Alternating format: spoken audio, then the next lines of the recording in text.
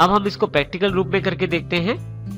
आइए सबसे पहले हम if.cpp को खोलते हैं यहाँ से। इसके लिए हम फाइल पे ओपन पे क्लिक करते हैं और हमारे पास यहाँ पे ओपन बॉक्स अवेलेबल हो जाता है। देखिए शॉर्टकट F3 है, मैं इसका प्रयोग भी कर सकता हूँ। और यहाँ पे जिस फाइल को आपने खोलना है उसका नाम बता दें। मैं if.cpp को खोलना चाहता हूँ तो यहाँ नाम देके ओपन कर देता हूँ। F5 से आप फुल स्क्रीन कर सकते हैं। देखिए यहाँ पे मैसेज वाली स्क्रीन हट जाएगी। अब यहाँ पे हमारे प्रोग्राम को यदि ध्यान से देखा जाए तो सबसे पहले 2 हेडर फाइल्स इंक्लूड हैं, उसके पश्चात void main और उसके पश्चात हमारे पास एक इंटीजर मार्क्स वेरिएबल लिया गया है। यहाँ पे यदि आप ध्यान दें तो इंटीजर मार्क्स जो वेरिएबल है वो यूजर के द्वारा इनपुट किया जाएगा और वो यूजर के द्वारा इनपुट किए गए मार्क्स को स्टोर करेगा और फिर उसको कंपेयर करने के लिए प्रयोग किया जाएगा।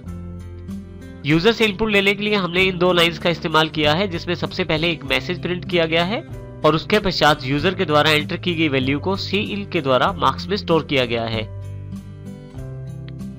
ये सेक्शन हमारे लिए सबसे इंपॉर्टेंट है। यदि मार्क्स 60 से ऊपर रहते हैं तो आपके पास ये मैसेज आ जाएगा you have got first division, अन्यथा यदि मार्क्स 60 से कम रहते हैं तो आपके पास मैसेज आ जाएगा you have passed your exam. परंतु दोनों में से केवल एक ही मैसेज अवेलेबल होगा, वो डिपेंड करता है मार्क्स में आपके पास क्या वैल्यू इनपुट की गई है, यूजर के द्वारा क्या वैल्यू डाली गई है। फाइनली गेट ch और यहाँ पे मेन फंक्शन क्लोज कर दिया गया है। प्रोग्राम को रन करने के लिए कंट्रोल F9 प्रेस करें। यहाँ देखिए मेरे पास मैसेज अवेलेबल है एंटर योर मार्क्स। मैं यहाँ पे 55 एंटर कर देता हूँ। मेरे पास मैसेज है you have passed your exam और यदि आप ध्यान दें तो सिर्फ एल्स वाला सेक्शन एग्जीक्यूट हुआ है। मैं फिर से कंट्रोल F9 करता हूँ। अब की बार 65 मार्क्स मैंने दिए हैं। अब की बार यदि आप देखें तो आपके पास output you have got first division है, क्योंकि हमारे पास जो मार्क्स हैं वो 60 से ऊपर हैं और इस करके हमारे पास इफ वाली जो स्टेटमेंट है वो एग्जीक्यूट हुई है। परंतु यदि आपने ध्यान दिया हो तो सिर्फ एक ही स्टेटमेंट एग्जीक्यूट हुई है, तो इस प्रकार हम इफ का प्रयोग कर सकते हैं। हम अपने प्रोग्राम्स में यदि चाहें तो केवल इफ का प्रयोग भी कर सकते हैं, एल्स बिल्कुल जरूरी नहीं है। जैसे हमारे पास इस एग्जाम्पल के द्वारा दिखाया गया है जिसका नाम है if2.cpp। यदि हम यहाँ देखें, इस एग्जाम्पल को समझने की कोशिश करें तो यहाँ पे सबसे पहले iostream.h conio.h के रूप में 2 हेडर फाइल्स इंक्लूड की गई हैं। void main ब्रैकेट को ओपन किया गया है मेन फंक्शन की। यहाँ पे हमने एक वेरिएबल लिया है इंटीजर डेटा टाइप का पासवर्ड।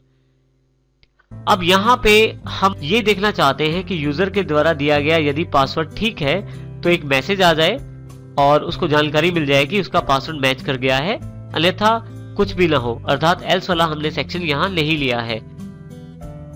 यहाँ यदि आप देखें तो सबसे पहले क्लियर स्क्रीन सी आउट में हमने हेलो फ्रेंड, सबसे पहले एक मैसेज प्रिंट किया जाएगा हेलो फ्रेंड। उसके पश्चात please enter your password in number, ये मैसेज आएगा। जो यूजर के द्वारा पासवर्ड इनपुट किया जाएगा वो cin के द्वारा पासवर्ड वेरिएबल में डाल दिया जाएगा। और यहाँ पे ये वाला सेक्शन हमारे लिए इंपॉर्टेंट है, जब हमारे पासवर्ड को चेक किया जाएगा और देखा जाएगा क्या वो 1 2 3 4 के बराबर है। यदि है तो योर पासवर्ड इज मैच्ड लिखा जाएगा और यदि नहीं है तो यहाँ कुछ भी नहीं होगा, ये वाला पार्ट पूरा स्किप कर दिया जाएगा प्रोग्राम से और directly good bye message print कर दिया जाएगा।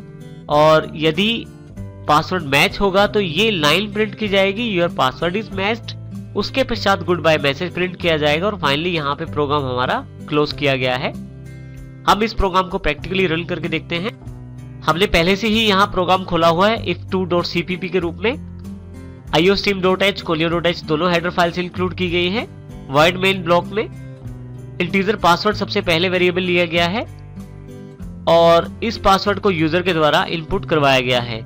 जो भी वैल्यू यूजर के द्वारा दी जाती है उसको पासवर्ड में cin के द्वारा स्टोर कर दिया जाता है।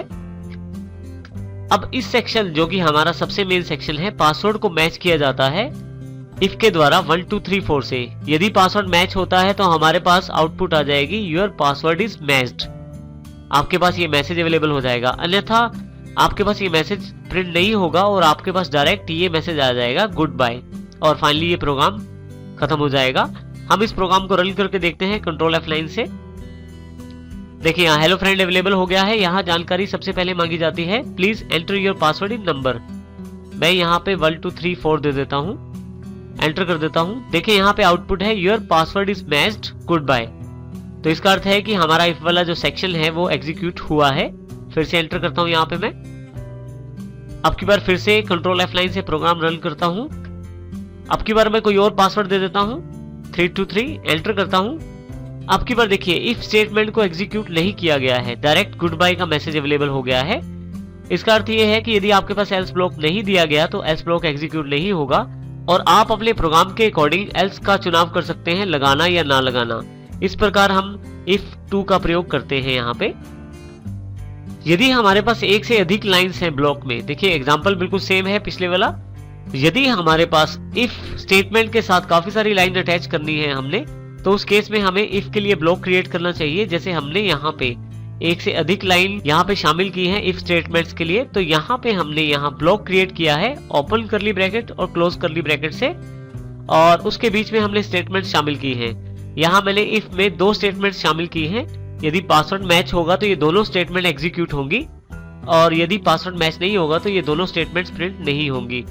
अब इसका अर्थ ये हुआ कि यदि हमारे पास एक से अधिक स्टेटमेंट्स है इफ में, तो हमें उसको प्रयोग करने के लिए ब्लॉक अवश्य बनाना चाहिए, अन्यथा आपके पास केवल पहली लाइन को ही इफ स्टेटमेंट माना जाएगा और बाकी नॉर्मल स्टेटमेंट्स में ही मानी जाएंगी। और इस प्रकार हम if3.cpp को भी प्रैक्टिकल करके देख सकते हैं।